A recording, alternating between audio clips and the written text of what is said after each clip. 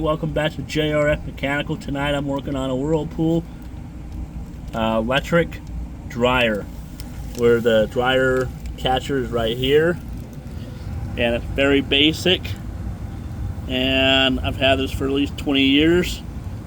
That's just a little bit dirty, but this thing still runs. The model is LER 46. I can't think of the other one. It's like PQ1. I got it from Amazon. I ordered it last night and got it here with Prime, and I can't get the rest of that info there. I bet it's the part number under it.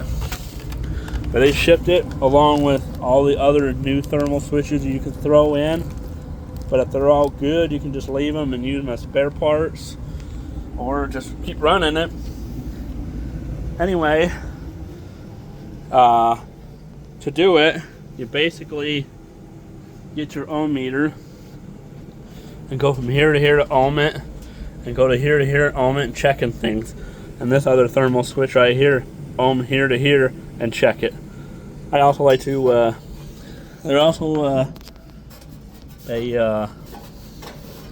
I also took it off right here and just want to wipe it off, just make sure it was clean. I'm going to have to hook up the other two wires here and the other hot to run the new heat element, and I'll have to transfer the old one that still works right here. And this is what the problem was. I was getting no heat, and it would keep running and keep running. There was no heat, so I had a break right there. Do you see it? There's a break right there. This is nickel chromium, and this is just, they go out. It's common. There was a little bit of a build up there on the tip of it, like maybe it was just arc like that, would shake a little bit and maybe connect and start working. But anyway, I use a lot of low heat when I was running mine a lot, and my daughter would like to use high heat, but I just felt like low heat was maybe easier on it. I don't know why I get 20 years out of it. But anyway, that's how you do all your troubleshooting, checking all your sensors, making sure all your wires are tight.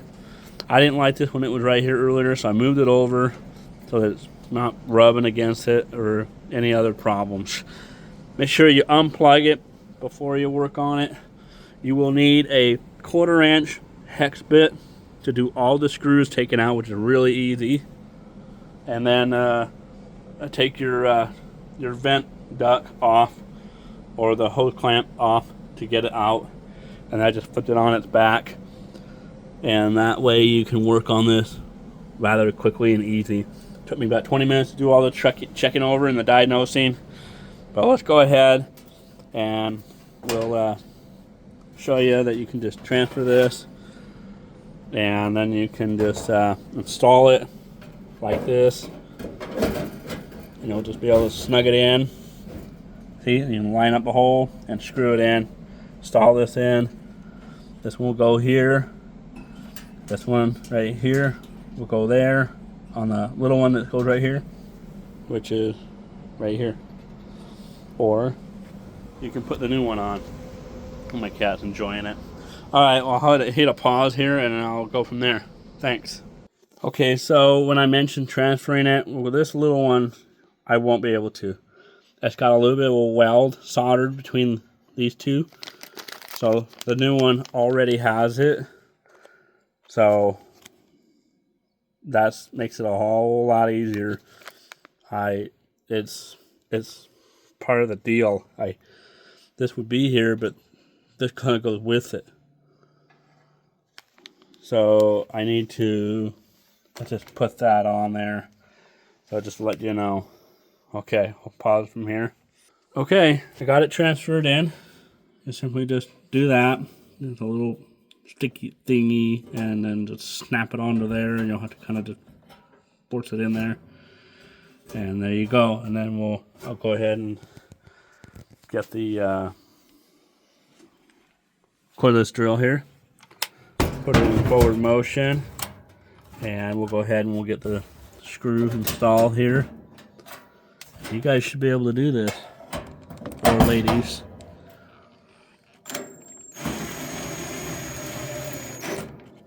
There you go, and then The next one will go right there. And I have to wedge it over. Okay, I got the wiring done, the screws are in. These are still connected. I just left them as is because they still work. And now I'm going to install the back panel. So we got it, and then we'll have to put this little back cover on. And then you guys will be able to have your dryer running again.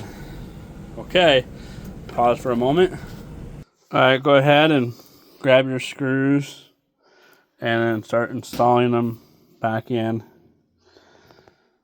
And then that panel, which was right here. And then close it over.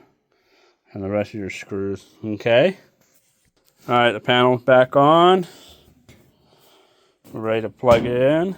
And go grab the hose clamp on it. This one pushed right against the wall, so I never had one.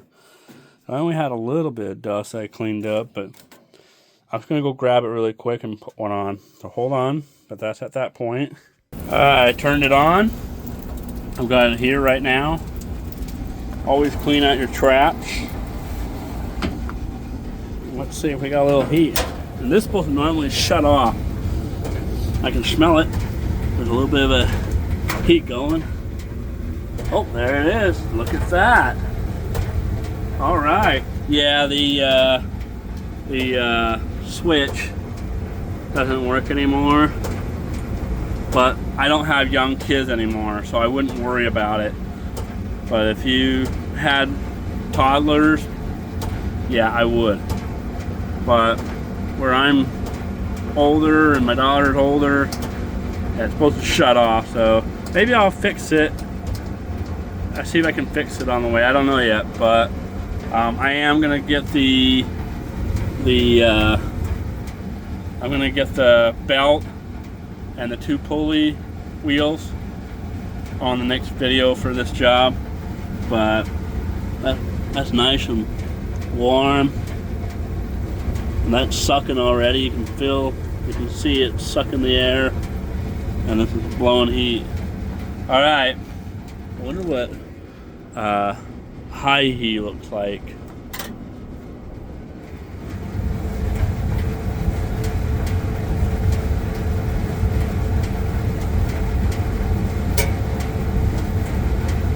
Well, that turned down. Huh. Maybe it sends a temperature. Let me see here. We have it on high heat, energy preferred. This one's high heat timer.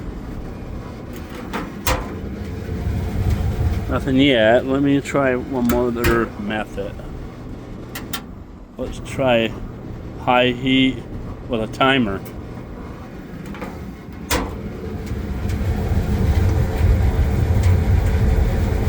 Yeah, and it takes a few seconds, because I know it wasn't. There it goes. So it's working. Alright, well, enjoy the video, and hopefully you'll enjoy it.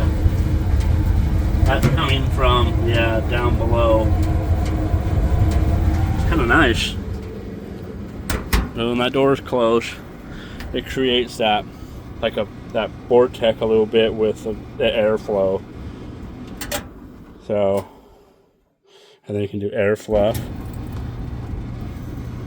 And then we can do that.